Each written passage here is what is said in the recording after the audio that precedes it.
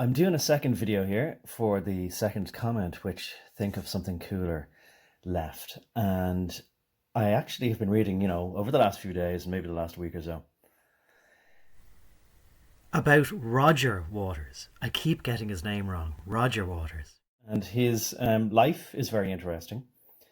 I find him to be, like I suppose most human beings, a curious concoction of contradictions, perhaps. His Wikipedia article, for example, says that he is an atheist. And yet, I think a lot of people, or most people who would believe in God or Jesus, would say that, or follow, not just believe in Jesus, but follow his example as best they feel that they can, would feel that you'd need to believe in God or follow the teachings of Jesus, or follow not the teachings exactly, but the example of Jesus, in order to be a good person. And yet he seems to me, or at least a principled person, or a thoughtful person, or a kind-hearted person, or an honourable, decent person. And yet he seems to be all those things. But of course, you never know anybody, really. They could be presenting sort of a best version of themselves to the world, or, when they're being recorded, even if they're not doing it intentionally, they could be. And perhaps, who knows, maybe we all do it, including myself, that you sort of subconsciously sort of say, well, I best be on my best behavior, but you don't realize you're doing that. Or you sort of try and inhabit the person that you wish you were, even though you're not really, or you wish you were, or whatever. It can be complicated. Being a human being seems to be both simple and complex at the same time, always. Or the psychology of the human being seems to be both quite straightforward. Right? People are just selfish, self-delusional, simple creatures. There's nothing really much more to understand than that. Or we can say, oh, they're a complex mechanism of interwoven desires, influences, incentives, all these kind of things that then, I don't know, turn into some kind of cauldron of emotions inside that hide our own true motivations from ourselves, because we're self-delusional whenever it helps the human animal who thinks he's above all the rest of the animal kingdom to simply survive in this world amongst all the other prey and predators out there, including what they sometimes say is the apex predator of the world, the human being. Anyway, I wish I would have got the word predations in there to mean both the ills of people and other people trying to be predators or act as prey, or act as predators rather. Right on, because I just wish I would have said it more clever. I suppose that's what it is, right? But I'm going to move on, and I'm going to say that I may not have time to get onto Roger Waters. That may have to be for another video, and maybe I can't really even talk on YouTube about his personal life and his politics and that kind of thing, because it gets into anti-dentitism. And we all know that that's extremely difficult to talk about. It just doesn't really fly. They just don't want it to be talked about, or a certain country in the Middle East, a Mediterranean area there. So we'll see how we go. But I'll start off anyway with reading this comment left by Think of Something Cooler. And, it's all in the theme of Pink Floyd mostly, But, Roger Waters was born in 1943, I think. So he was a boomer.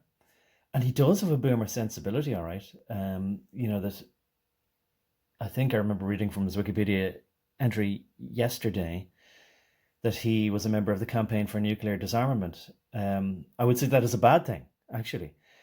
But maybe... Look, when I was a kid, I remember being in Germany when I was a kid and seeing stickers for that. And it was, the same as what I thought was the hippie peace sign. But since maybe I won't say I've come to learn, but people have told me, oh no, that's the upside down. Well, what is it? Is it the upside down Old English T or something like that, which I forget the word for? Which is basically the upside down cross with the arms up, and so it means it's hanging Jesus upside down. I don't know.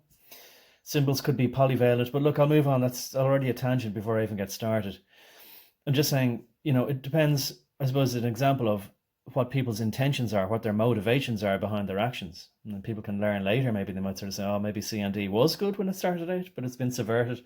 And it might as well be the same as Greta's false movement for halting or preventing or turning around climate change, which in salesman's talk begs this, or what it assumes the sale, right? It already assumes that climate change is well defined and exists. So they do two things. They refuse to define what it is exactly they mean by climate change, and they refuse to have a debate about whether it exists or not, or whether it's human beings causing it, even if it does exist.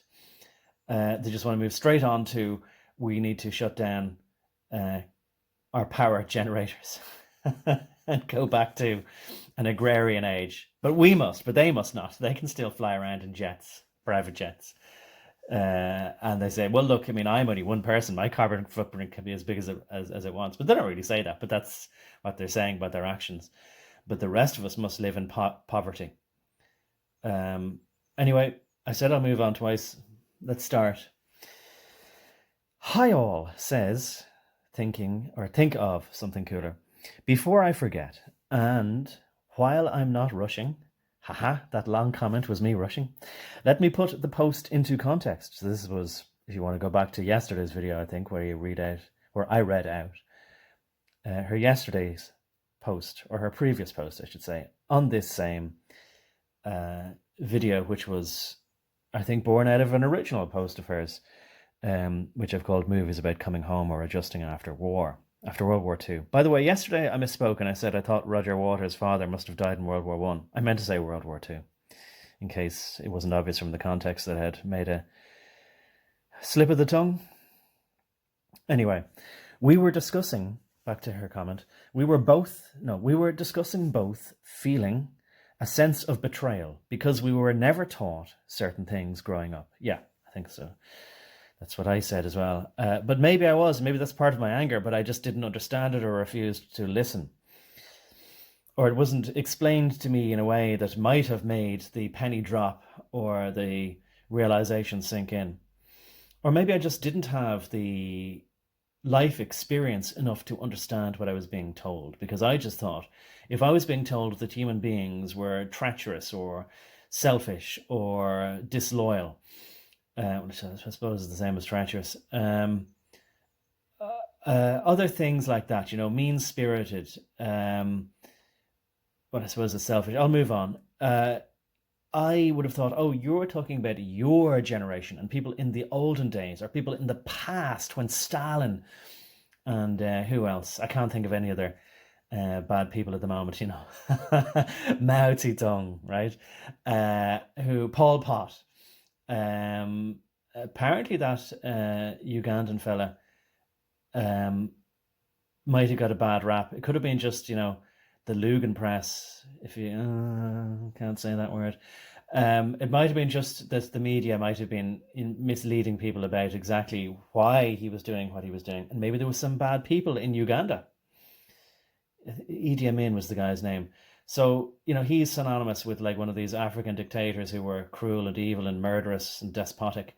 But maybe, in his country, he had a certain percentage of people who were terribly bad and deserved to have terrible punishment wreaked upon them. And maybe there was the media who was misrepresented the story. So we all know that now. But back then when I was a kid, I wouldn't have had the ears to understand really the life experience.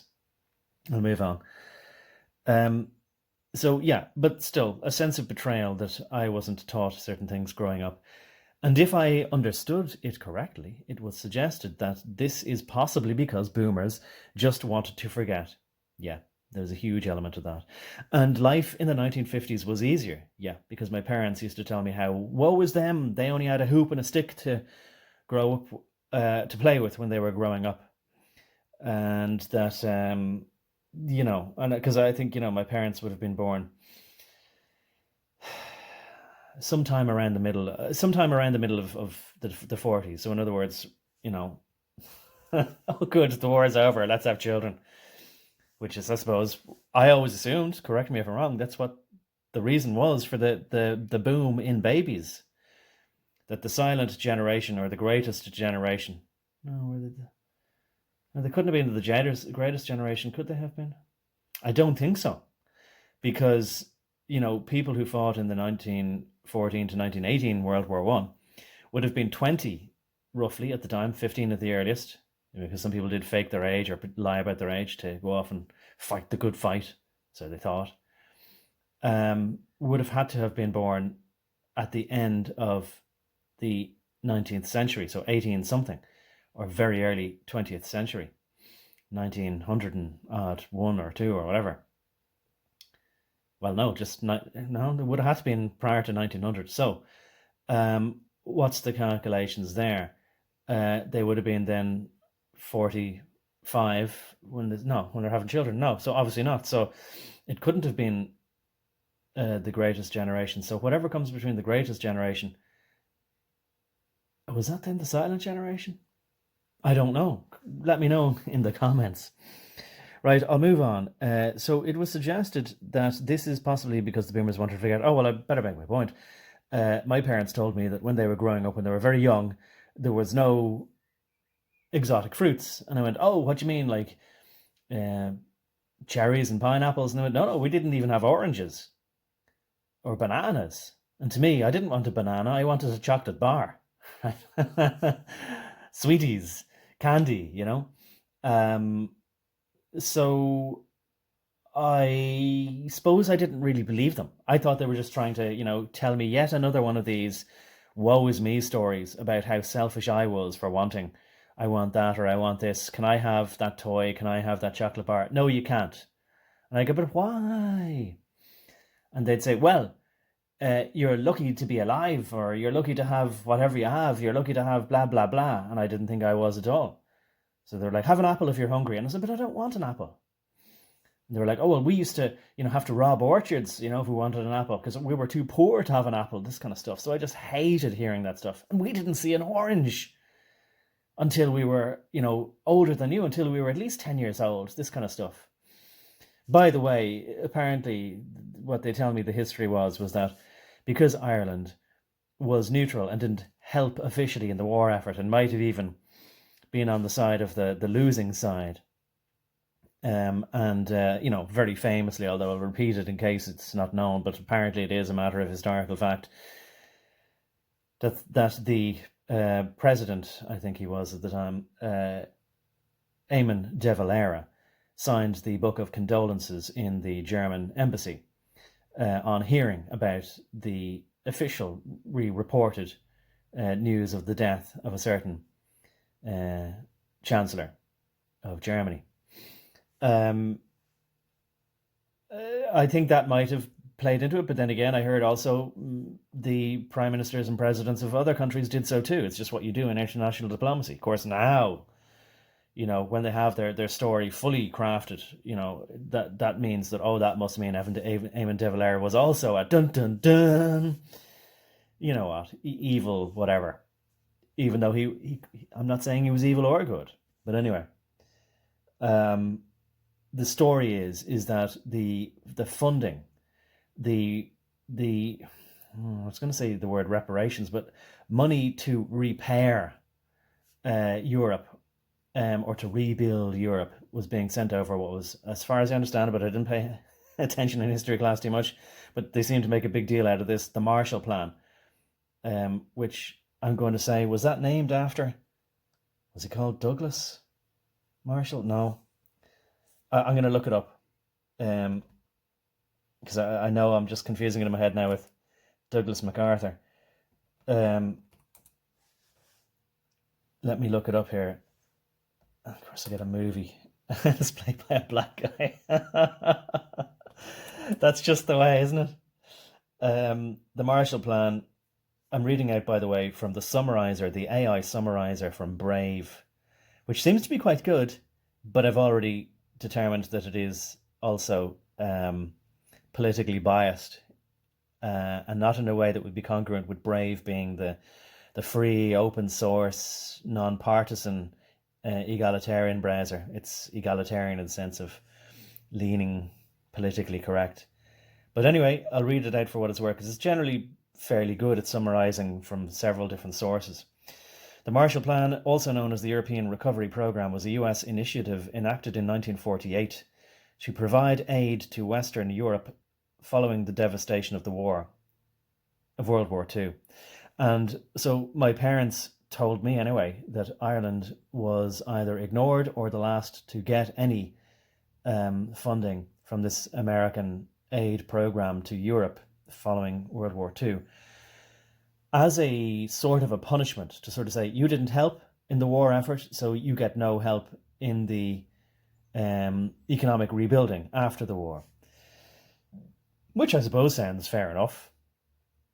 You were on the bad side. But of course, the reasons why they didn't help England or Britain was because, again, they saw this as an opportunity to sort of say, well, while the empire is distracted with fighting Germany, maybe we'll backbite it from the back, sort of thing, or we'll help Germany, and then if we can defeat Britain that way, then we're out of the empire. But in a way, that kind of did happen, because we have these people like Jean-Claude Juncker, and we have Angela Merkel and that kind of thing. So, who are more or less for a long time have been at the head of the EU. So we did indeed maybe help stab the British Empire in the back, but we got taken over by the Franco-Germanic Empire, or whatever you want to call it, even though it's not really that, of course, is it? Just like America, it's all really controlled by a very select group of people who might meet in places like Switzerland, and they might meet in places like recently they just met under the auspices of in other words, under the nominative umbrella name of the Bilderberg Group, Bilderberg Group, Bilderberg, named after a hotel originally where they met, I think, in 1954 in the Netherlands, but recently apparently they just met in Portugal. I'll have to look into that a bit more. But whether they're called the Bilderberg Group, the World Economic Forum, they're all a group of businessmen, and a lot of them would have a common thing that you're not supposed to notice about them. And it might all have something to do with a certain country in the Mediterranean, maybe. Anyway, I'll read on about the Marshall Plan. It was named after Secretary of State George Marshall, who proposed that the United States provide economic assistance. Did he now? Just came up with that great idea. See, when you give countries money, that's the American way, and I think people are understanding this now. Not that I'm blaming Americans, but it's the people in charge of America.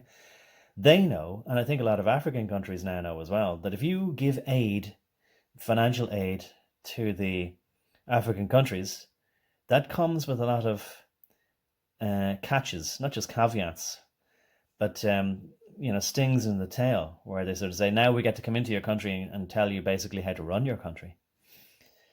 So that's how you make an empire or conquer an empire, with money rather than the sword, sort of thing. And so a lot of people think America controls Europe, but who controls America? The plan operated for 4 years, beginning on April 3rd, 1948, and provided more than 15 billion. Back then, I presume. So what would that be now these days? What would you multiply it by? 10? 20? Would it be 300 billion? Is that the same amount they've spent in Ukraine already, in the Ukraine war already? But anyway, we'll go on. To help finance rebuilding efforts on the continent.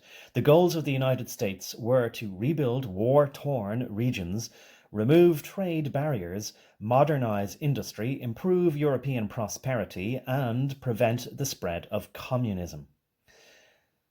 A great pretext, isn't it? Oh, we're just preventing the spread of communism. That's why we have to go to war. Nothing much is different now, is it? They're sort of saying we have to prevent the spread of communism in Ukraine from Russian aggression now. That's more or less the story, isn't it? Even though the left themselves are communists. So make that make sense. Well, it's a rhetorical question, of course, because it cannot be made sense of, but it's been a long time since the people on the left side of the political spectrum, which, of course, yes, is a trap, but anyway, it's been a long time since they have felt the need to have any of their political stances make sense. They don't need to have consistency in their worldview. They realized that was a weakness. That was an Achilles heel by which they could be attacked and defeated. So they decided, let's just dispense with any pretense of making sense. I like the way that rhymes. Maybe I'll try and, if I can remember that, make it into a catchphrase. Feel free to use it if you like it. Right, I'll move on. The plan proposed the reduction of interstate barriers, right? So, in other words, the United States, we can see, created the European Union.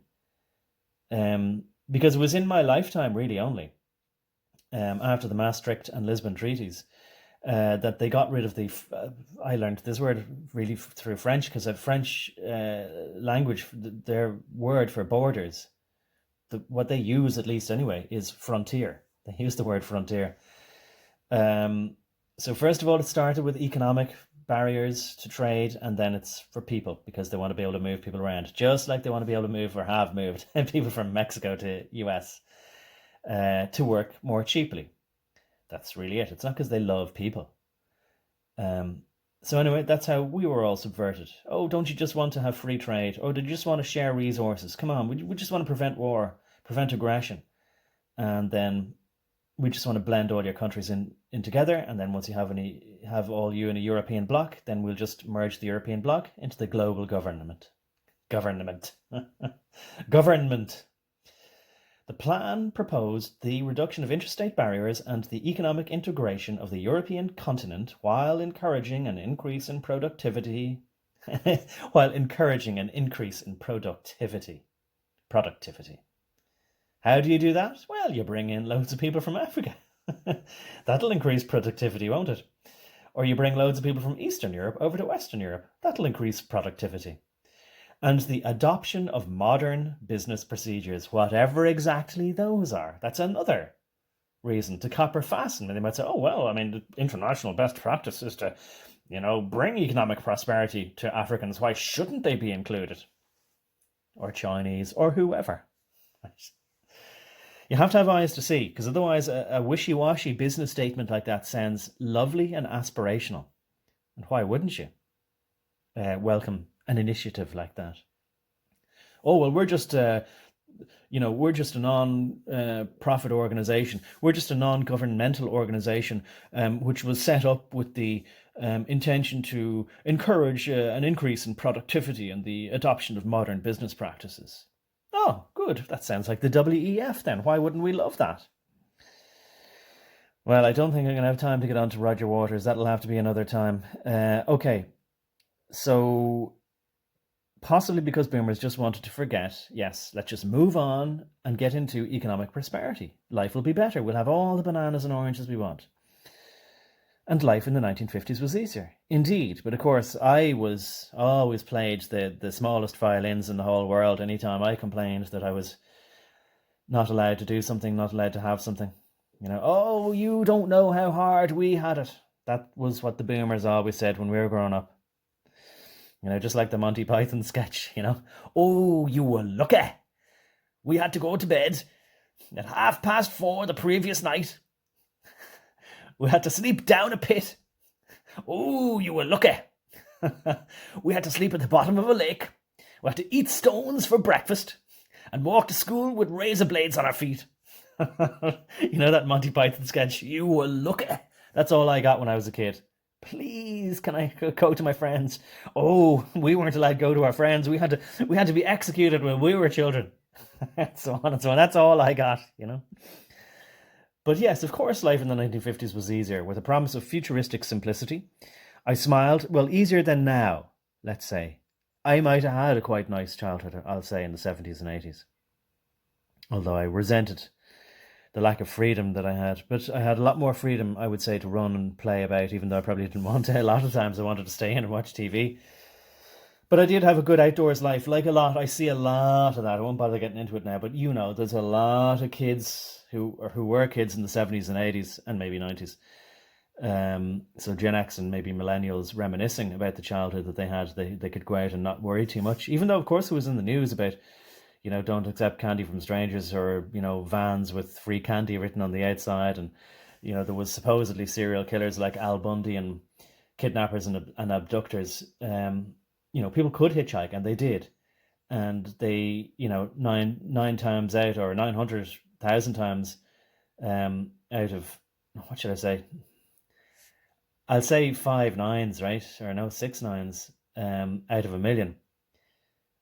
Nothing bad happened, But of course, like now, as then, the media would always focus on the thing that would stir up emotions. So they'd focus on the thing that didn't need to be played out of proportion. Right, back to this anyway. So there's a lot of nostalgia for simpler times. I do think things are more dangerous now, and I think we know why. I smiled and pictured the Jetsons cartoon with Rosie the robot when reading that part. I don't think I know Rosie the robot, but anyway. So why dredge things up? Yeah, that was the attitude of the boomers. Like, just leave sleeping dogs lie. That's all in the past. That's the impression they gave me. That certain chancellor, that's all in the past. But I remember, when I must have been 6 years old, but I could have been 5 years old. And I said to my mom, and so that means that I must have learned it when I was in, I think, first grade, or maybe it was before even grades, like elementary school or before primary, what we call it, anyway. But not kindergarten, but there was a couple of classes or years between kindergarten and junior school. So anyway, they must have mentioned it or taught it, and I said, to my mum when I came home, but why did everybody in that country just go crazy overnight? And see, there's no answer to that. The answer really is that, of course, they didn't, or they went no more crazy than somebody might sort of say in years to come. But why did everybody suddenly become a hypochondriac in 2020? Why? What was it, like? What was so special about that version of your nose running and you feeling for a week maybe that your bones were aching, and you had a head cold? What was different about this one? Like, did more people die, or if they did eventually, how did they know in the beginning? What was it that told them that this was different, a different version of the flu? What was different about it that time? And of course, there'll be no answer, because it was just people felt that they were being told that they needed to feel more strongly about this. So yes, people can be coerced, and people can be, you could say in a certain way, hypnotized to follow the leader. But at the same time, of course, we weren't then, as now, being told the full story. So yes, I shouldn't have even stated things as explicitly as that. But anyway, the answer I got was, well, nobody knows. Nobody knows. And I'm very angry about that. Now, I can understand a mother thinking that her 5 or 6 year old shouldn't be troubled with the alternative to whatever he had been told in school. But the mother should have said, well, he might have enough brains to be able to accept at least my theories as to what might be. But of course, she would have been worried that I might have gone back to school and go, well, my mother said this. And then you know what might have happened. Uh-oh, we got a problem there in that household. I wonder, has she got her blonde hair braided? You know what I mean? Anyway, not that it was stated explicitly here, but on various channels around, say YouTube, and I appreciate that you put it there in a sort of a slightly different way, because YouTube doesn't like being referred to in its own website's comments. I started to get the impression that many people feel the boomers sold out. Yes, I do feel that. And therefore never learned from the ugly, violent past. Yes, I do think that. I do think that's a not just reasonable conclusion, but an inescapable conclusion. If anybody is an honest person, thinks logically, rationally, reasonably, and honestly. While I'm sure many did, I made the point that I wondered if they were cajoled. Yeah, they were. With financial incentives and why would you want to be focusing on the past? And that gives you troubling thoughts anyway. So just think to the future and think nice things. And why do you want revenge? Just, move on with your life. Be a better person. Be the change you want to be in the world. All these sickly, sweet, saccharine platitudes. If they were cajoled or coerced into forgetfulness and complacency, yes, absolutely. Whether due to manipulation of multi-generational shell shock, keeping youth in constant fear of war and in a constant state of guilt due to a sense of duty or stiff upper lip. Yes, yes, that was all part of it too, yeah. Constantly having something in the news cycle, although it wasn't as overarching as now because a lot of people wouldn't even have had televisions. They would have had radios, and fine, they might have been actually glued to them or have the radio on a lot while doing their chores, working in the kitchen or cleaning the clothes or whatever. So maybe, in fact, the woman in the home might have been listening to the radio far often than the man. Maybe that was a big aspect of it. And believe it or not, women are very persuasive, and they can cajole people and coerce people very easily. They can use their feminine wiles and their nagging to just get the husband to kind of go, okay, fine, we'll vote that way. Fine, we'll buy one of those things then. Fine, we'll do that. Okay, we'll move here. You know? But that's just, what a member of the SRMB plus community might say. There was something else I was going to say there, but I can't remember, so I'll move on. But it was along the lines of maybe, the newspapers as well. Like, you could buy it or you could choose not to buy it, but as they said at the time, well, I can't remember who said it, but it might have been one of those media moguls, maybe, might have said, if you don't read the newspapers, you're uninformed, but if you do read them, you're misinformed. Right. Or censorship. Agreed. It's a double-edged sword, combined with bread and circuses.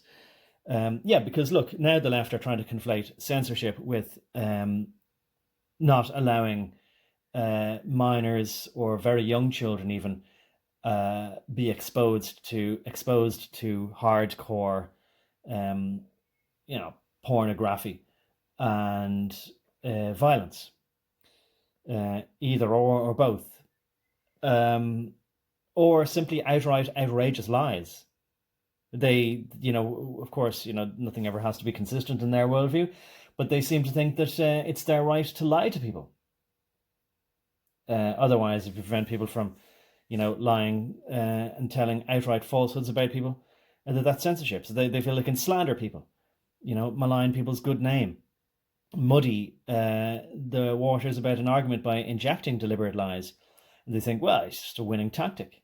So they have no compunction then about, malinformation or misinformation as long as they're doing it. Anyway,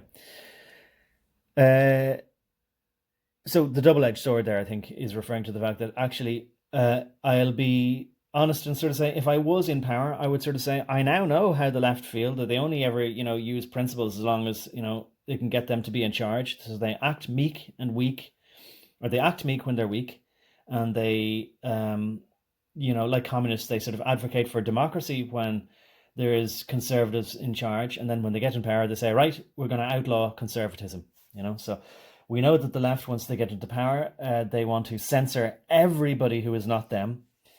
They even want to censor anybody from repeating what it is that they said yesterday, or last week, or the previous year, or what was their previous stance before they got into power.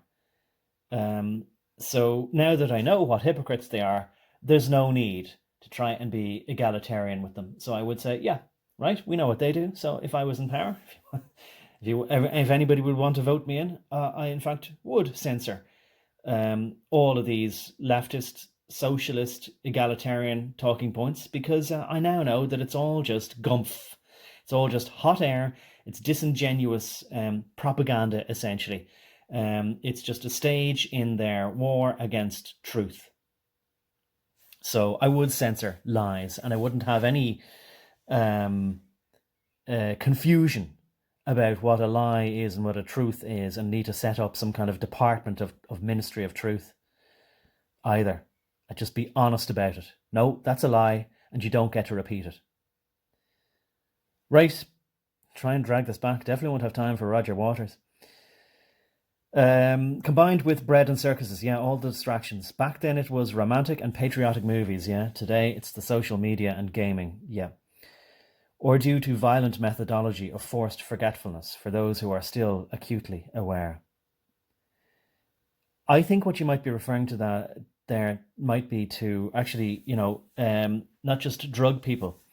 in institutions, keep them basically drugged out of their minds so they basically become vegetables, but also turn people into permanent vegetables by lobotomizing them, which itself is a euphemism for physically excising, cutting out part of their brains, their frontal lobes or whatever.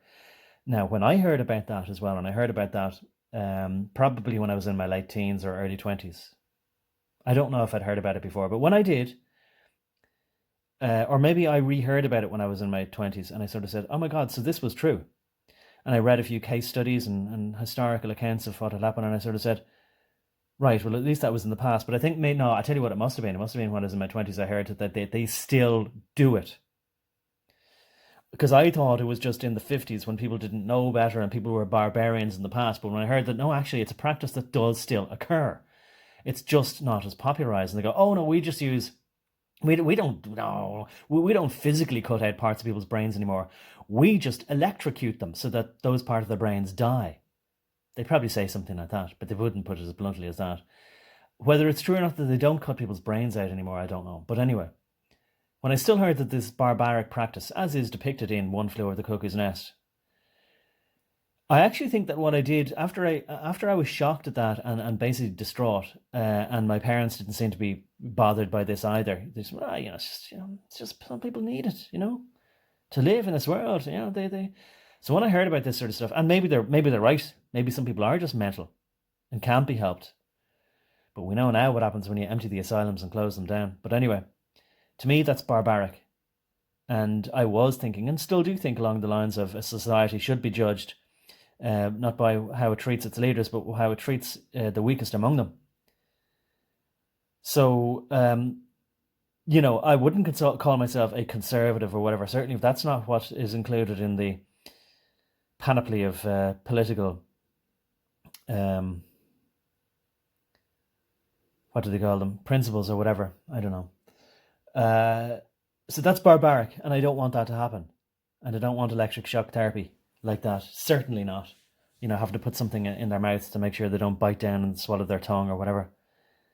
It's barbaric. And I'm outraged by that. And I'm outraged in the same way as I'm outraged by people don't care about what happened since 2020, or that the government is bringing in, all the digital stuff and panopticon and everything else. I'm more outraged that people don't care.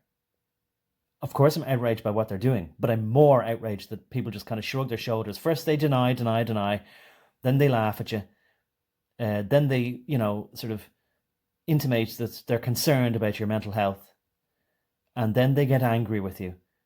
And then they go, oh, we always knew this was the case anyway. Who cares? Well, I don't know why you care about it. Of course it's true. We all knew this. Well, you're only catching up now. So try to demean you that you didn't know this all the time, even though the first reaction was to deny it. Same thing about this. Right, I better move on. I think the greatest generation and boomers were truly manipulated into moving on and not dissecting things. They were, but everybody has personal responsibility, don't they? Because if they don't, then they should just stop trying to think, stop trying to vote, and just let me do the thinking for them and obey me then, shouldn't they? Right? But if they want to keep their personal autonomy, they shouldn't be allowed to say, oh, well, I was coerced and manipulated. They have their own minds, and I blame them for not using it. So I don't see that as an excuse. Oh, I was coerced, You see it a lot. I mean, the principle is there in jurisprudence, or at least was in the past, when the judiciary weren't completely insane in the membrane whenever it suited them, whereby if there was a group of people and there was some kind of shared culpability for doing some crime, a theft or a murder, robbery, whatever, there was some leeway maybe given, especially if, say, there was older people and younger people, older boys, younger boys, and the younger boy might say, well, I was under the influence of the older boys, I really didn't have my own mind yet. There might be some sort of leeway given, and still is in that case. Of course, what you'll see is if there's a Bonnie and Clyde type couple, or if there's a group and there's some men and some women, all the women then, of course, will all say, maybe think of Charlie Manson's family, they'll all say, oh, well, we were under their spell, we're only little women, we didn't understand, we didn't have our own minds, you see? You see how easily people then sort of say, oh, well, I didn't, oh, and I absolve myself of responsibility because I don't use my own mind. You see, once you allow that as a legitimate excuse, or as one in the sense of seen as a legal way to dispense the need to have any kind of legal recourse against you. To dispense with the idea that you should be punished for your actions. Oh, I didn't have my own mind, or my mind was coerced or cajoled by other people. See, once you open that little window there, give them an inch and they'll take a mile and absolve themselves of all responsibility then. Well, if you don't want responsibility, you cannot have control or power or authority over other people. I think that's obvious, right? But what I noticed with the RACI chart, or ACI, responsible, accountable, and consultable or consulted and informed. That's the, I forget what it is, but it's to do with, best business practice, and there's courses that go along with that anyway. I forget what they are anyway, but anyway. What I found was you would do a chart, you'd say, now who's responsible for this and who is accountable for that? And accountable means blamed for it. But responsible means they're the person who has to do the task. Well, what I would find is that, the people who then have authority, which they kind of leave out of that, they tell people what to do. They're out of that chart entirely. And you won't say, oh, they're not accountable. Oh no, they're never held accountable. But they try to force the accountability onto the people who are responsible for just simply following orders and doing the task. Here, you do that. They try and blur the lines there. So I find all the time in the business world, or basically in corporations, right? What the people who are in charge and are authoritative, they always try to divest themselves of the accountability or responsibility. And to me, that's an outrageous trick that they've pulled off now on the world. And you see these little people as well, then once they get caught, oh, I'm just a little girl. Oh, I'm just a citizen. I didn't know any better. Oh, I'm not an expert. I didn't do a PhD in medicine, or I didn't do a PhD in economics, so I couldn't have possibly foreseen, like Janet Yellen, right?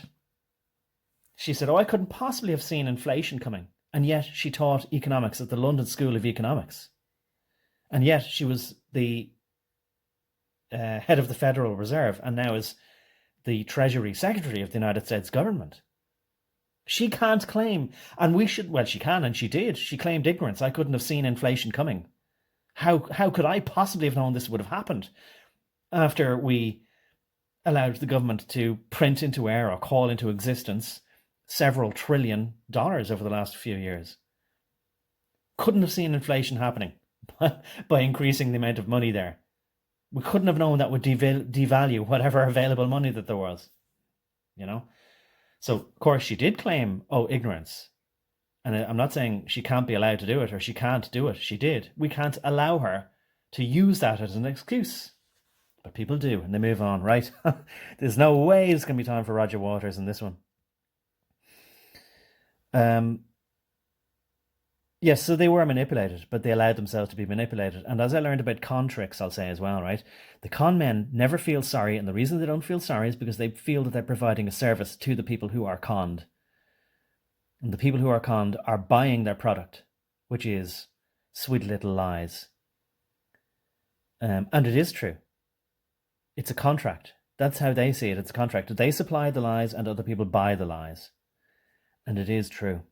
If you really look up in the psychology of it, and I read something on it that absolutely convinced me, the people who are being conned want to be conned on a certain level. Anyway, and if they didn't want to, Patton, what choice did they have in the matter anyway? Well, same choice then as they have now. Don't go to work. Don't go to work at all. Do not help society. Do not work with society. Right? Like a full-out strike. Of course, they don't want that. And a total boycott.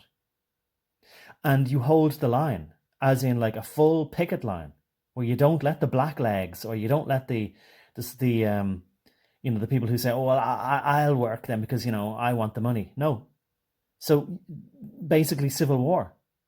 That's what you do. But of course, people find all that sort of stuff a bit difficult, right? They'd rather just have peace and prosperity. But with this false peace comes the false prosperity. And then when the Pied Piper comes looking to get paid, that's when you have all the hyperinflation.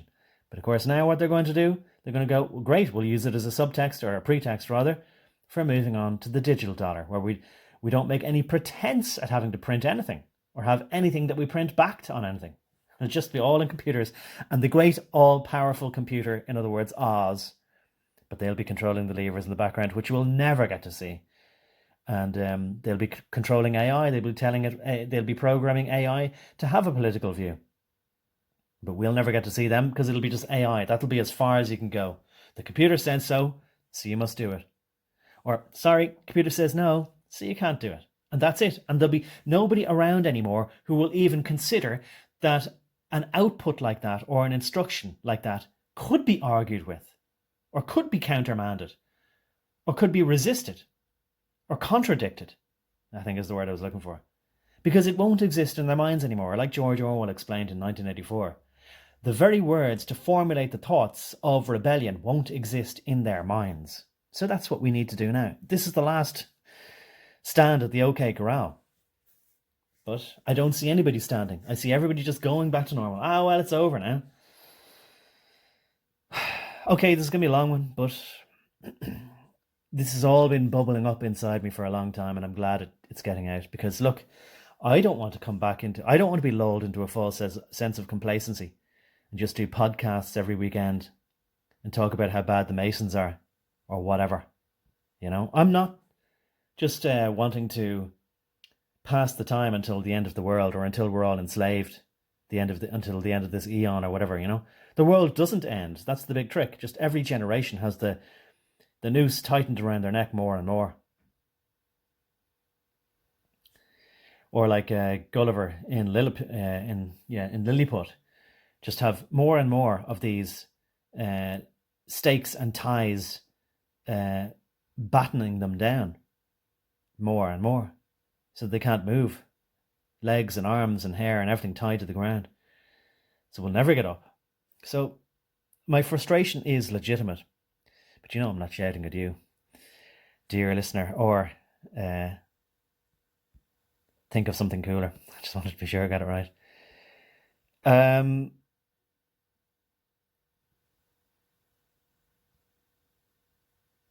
Now, I've lost my place, but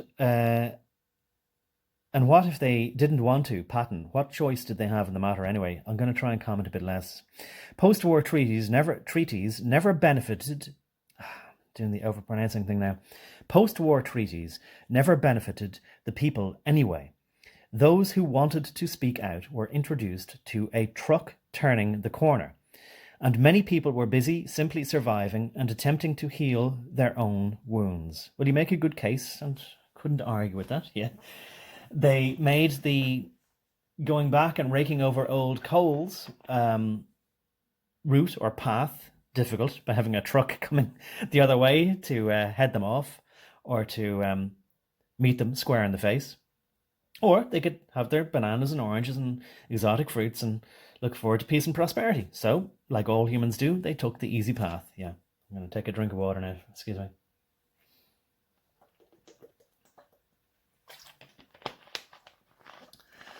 Right. I think all of these methods of manipulated forgetfulness or manufactured consent, exactly, a la Noam Chomsky. His book, I think, or one of his books, I haven't read it, I have to admit, was called Manufacturing Consent. But if you look at Chomsky now and what he was advocating for from 2020, and even in fact prior to that, I think we can conclude that it's not possible for a human being to have stated or advocated so much as far as reducing the might and reach and power of the state, to then advocating after 2020 that more people need to capitulate to the power of the state. I don't think somebody could be that blind to their own hypocrisy. So I think it's actually most likely that he was always just...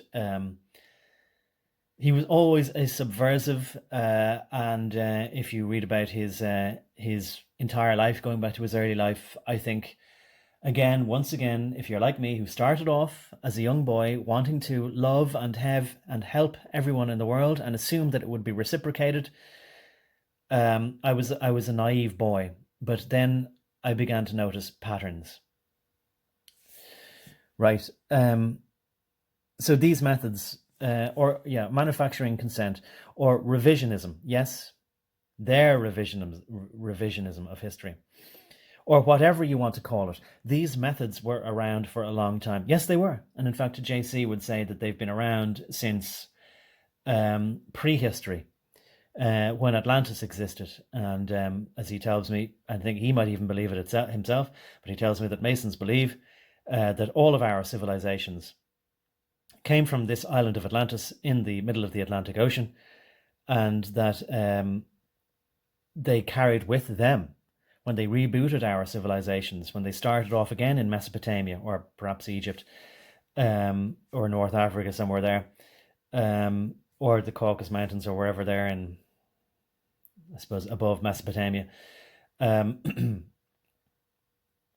I think he's saying simultaneously it was rebooted in the United States, or, the North American continent.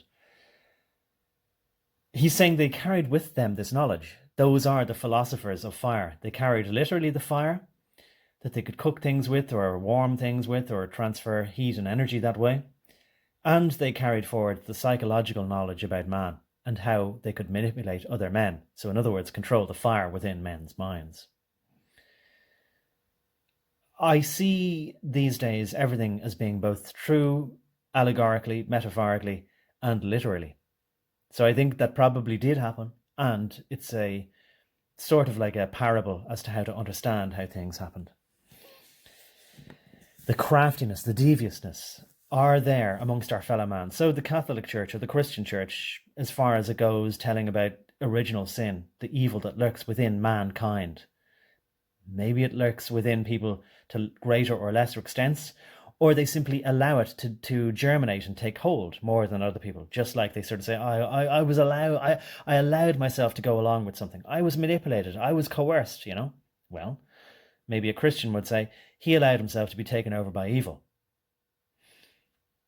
Anyway, as I was rushing and tend to be very verbose, long-winded, well, as you can see, maybe you've got nothing on me as far as it goes to being verbose and long-winded. Anyway, I thought, or you've nothing to be ashamed about, or sorry for, or apologetic for. I thought it might be interesting to ask what he thought of these post-war movies. As I was rushing and tend to be very verbose, long-winded, I thought it might be interesting to ask what he thought of these post-war movies. I'm trying to think who you mean by he. Me, or JC, or somebody else. Because as they took place in different countries, or focused on different types of people, they all had different, the greatest generation and boomer points of view. Okay. I'm going to move on because, I've taken too much time already. I didn't even go into movies from the Eastern Bloc or the Middle East, which of course had super different post-war perspectives. Yeah, I don't really know what they were. Well, Eastern Bloc I can a bit, but I won't get into it now. I'll try and save some time. And I don't think they had a sense of satisfaction or complacency with the way things worked out either. In short, perhaps the boomers get a bad rep. Well, you've made a good case. If this is a court and you're, their barrister, or their lawyer, their counsel for the defence, you've made a good case. But I'll admit that I feel an emotional bias against the boomers, because I think that they had the perfect opportunity to set us up on a much better course than they did. But I think they were selfish. And I think they still are selfish. And I think they know that the stock exchange, whether it be in London or on Wall Street, is a Ponzi scheme of Ponzi schemes. But I think that they know this, and I think that they know their pensions are somehow tied up in that, and they don't want to rock the boat. They don't want to get rid of a good thing as far as they're concerned. So I see them as just being financially motivated. Finally, and they have the nerve to feel sorry for themselves and claim that things were harder in their day. And they weren't. They claim, I only earned threepence halfpenny when I was a kid. Yeah, but a threepence halfpenny could buy a new bicycle probably. Finally, just a brief note. The last comment about the movie with the cafe scene was a new movie. Not And I'm trying to think now, what is WTSTB? Whiskey Tango Sierra Tango Bravo. Oh, I should know. I'll move on.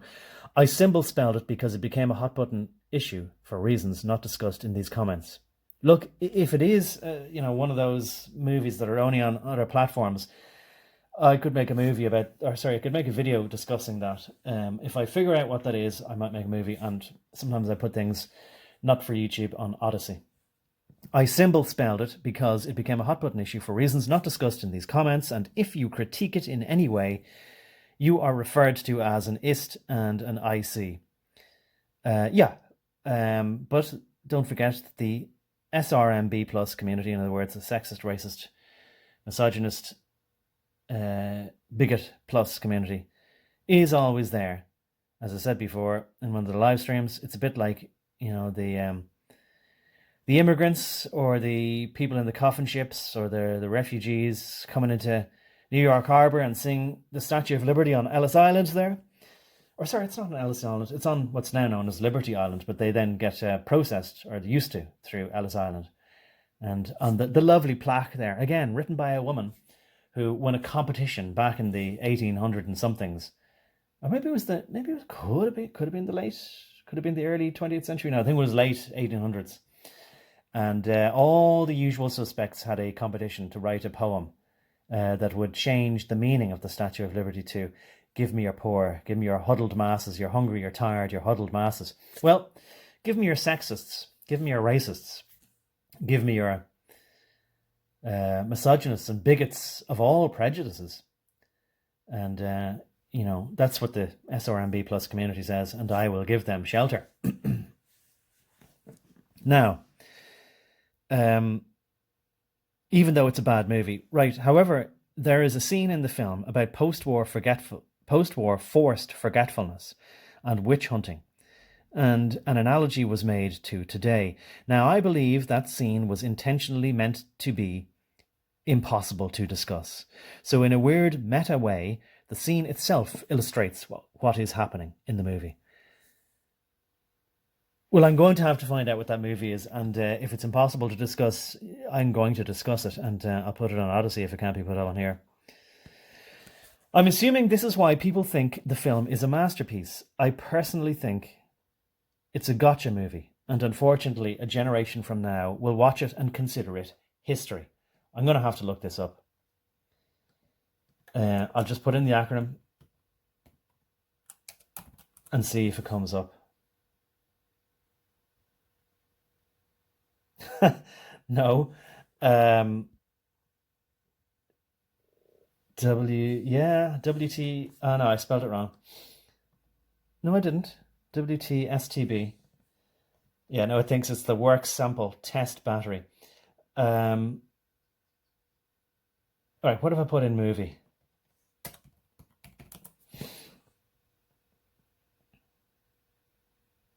The Wrath of Man?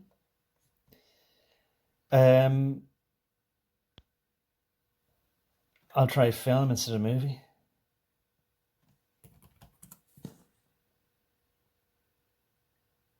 Okay, look, you can find some way to let me know what it is in another comment. So I'm assuming this is why people think the film is a masterpiece. I personally think it's a gotcha movie, and unfortunately a generation from now will watch it and consider it history. Sorry, I read that out twice. I hope all that made sense. Out of the context. Look, I know how difficult it is to put things across in comments when you know that YouTube doesn't want you making these comments. So let me know the director, or let me know the year it came out. Something like that, and then I'll be able to figure out from those things. I hope all that made sense out of the context of the other two fairly long posts conversation we were having. I'm so honoured my comment merited a video. What an introduction into this community. Is that the SRMB plus community? Thank you. The responses were so fascinating. I knew they would be, and so much thought and effort was put into it that it really was thrilling to see. Being that we are of different ages, I'm a few years older, and from different countries, not only were we exposed to different histories and different first-person accounts, but different cultural versions or revisions of boomer points of view, and why certain things were never taught. When I was growing up, everyone watched The Wall, in other words, Pink Floyd's The Wall, which was weird because I think it was way too disturbing and had themes that could not possibly be understood by children.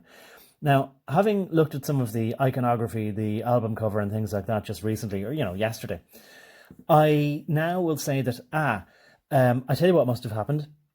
I previously said I never heard of the movie and didn't know it existed and was never on TV and therefore I never saw it. What I think what must have happened is I actually saw the imagery and was sort of turned off by it, like that I emotionally recoiled from it, and so avoided seeing it. So it probably was on TV, but I just didn't want to see it because I didn't like the look of it. And having seen like these things like sort of skulls screaming and that kind of thing, I just kind of thought, that's not for me. I mean, when I was younger, I wouldn't have wanted to sort of put, just sort of instinctively, I wouldn't have wanted to put that imagery in my own mind. And even to this day, I think I'd sort of say, yeah, I kind of want to be careful about watching something like that. I don't want to actually be disturbed mentally by looking at that sort of stuff. So it mightn't be healthy, really, for a lot of people to be looking at that.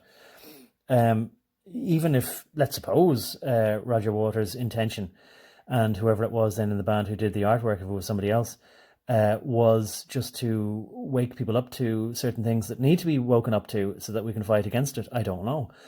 But I find the imagery upsetting, and I'm not sure that it could be looked upon by anybody without running too much of a risk of disturbing people psychologically in a way that wouldn't be conducive to fighting back, that it might just make them be so terrified that they would go out of their way for the rest of their lives, never ever to countenance anything disturbing or upsetting ever again with regards to the reality of the world. Who knows? It depends. What was his intention? I don't know. I'd like to think that wasn't his intention, but you just never know with people. So when I was growing up, said that already. Could not possibly be understood by children. Hence the agreement that perhaps censorship in all cases is not exactly bad. I think I'd have to agree with you, but not just because of that. Personally, I don't call it censorship if you rate certain things as age appropriate. I think indeed that we must retain the concept that there are certain things, certain ideas even, not just images, but even certain words that are appropriate or inappropriate, I should say, to people of different ages or mental development. And maybe, yes, we have to sort of say, like, the problem is that not all 18-year-olds are the same, nor 21, nor 25, nor even 40-year-olds or 50-year-olds. Some people have not developed mentally. And what is the big problem has always been in society, when do you decide that somebody is of age to participate in society? Now, I would say if somebody sort of says, look, I can't deal with the harsh realities of the world, or I need things censored, they should never get to say, and therefore everybody else should be prevented from seeing these things. Because I can't handle it. If you want to remove yourself from having to sort of deal with things that must be dealt with, but that are difficult to deal with in society, you shouldn't get to dictate what needs to happen. Anyway, Patton was a very popular film with my parents' generation, but many people my age in my country watched it, and it played on TV all the time. Right, interesting. There must have been, at the time at least, in the powers that be, the idea that they wanted more people to see what was mostly the message in the film than not. The other films could be considered in the artsy-fartsy category solely because they are imports here. Yeah, but in the UK and EU they are not. Yes, of course. The joke I think was made actually in Family Guy. If it wasn't Family Guy, it was some other similar adult cartoon like that, where they were sort of saying, oh, well, this movie from Canada is a foreign film. Backstage I was thinking how different things are since I moved to the United States. Now I'm in the United States. One thing I've noticed about films, I don't like foreign films anymore. They're all like artsy, kind of Not my cup of tea. But when I grew up in Ottawa, by God, I loved foreign films. You know, Star Wars, Smokey and the Bandit. Do you remember that one? And of course, in my memory, but it could be still now, it was more in the 90s that there seemed to be a sort of a heyday for what they consider to be foreign films. And this was by, of course, the standards of the American Film or Motion Film Academy. Is that what they call it? In other words, the people who give out the Oscars. And so mostly that was French films, but some Italian films. But so I'll give an example, like the three colors blue. Red, white, and blue, or maybe they did it in a different order than that. Maybe they did it red, blue, and white, or something like that. Three different movies, and I can't remember the name of the director, but very famous anyway. And they're about different things. But look, I mean, and a lot of the French films are always in black and white as well, and artsy fartsy in that sense then as well. And they were always, I'm not sure in French. I said last week, I wonder if that city in northern Italy called Trieste has got anything to do with triste, the French word for sadness.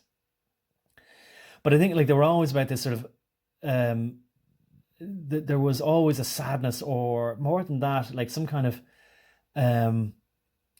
tragic kind of themes to them. And sometimes disturbing, and they'd always throw in something sexual and then something disturbing as well. So the people kind of liked, I think as well, people were kind of trying to say, oh, I just like the artwork and the way they juxtapose different themes. But I think at the same time, it was sort of a prurient interest people had with some things as well. Because a lot of the French actresses were very, I suppose, aesthetically pleasing or whatever as well, and maybe lesser known to Hollywood. So they thought maybe people who were admiring these girls might have felt like, oh no, this is not an unhealthy interest to have in these women. I just admire art or whatever, Could be something along those lines. But there was a few other really good movies. I can't think of them. But look, I won't get into a tangent, but anyway, it doesn't matter. I loved the side notes and tangents, actually, because it shows how certain words or phrases or events in history call to mind different memories, ideas, opinions, and impressions. And I don't think people discuss things in this way anymore. And I think it's great to get a peek into what movies about boomer points of view calls to mind for two different Gen Xers. So maybe you're still Gen X, but you're just a little bit older than me. Maybe you're born in late 60s or early 70s, or, just 1970 exactly. So if so, when we were young, I would have seen you as like a bigger sister, or, like one of the older sisters of one of my friends, or that kind of thing, who would have been into like bands like the Bay City Rollers. They were Scottish, but I think, I think there was a guy called Donovan, and of course, who was that guy?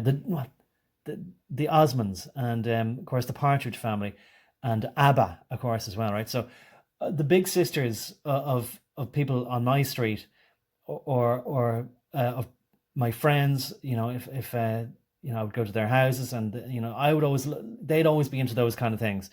But again, honestly, kind of ABBA was, I mean, yes, the music was there, but they were slightly before my time. So I mean, I think the girls, who fancied Benny or Bjorn or wanted to be Anna or Agneta, that was just something slightly out of my interest, I suppose. But look, maybe that's because it was more of a band for girls. I don't know. But that's how I would have seen you anyway. But so, yeah, if that's the case, I appreciate that. Right, I'll leave it there. Am I finished? I think so. And I hope I haven't gone too far beyond the hour, but we'll see.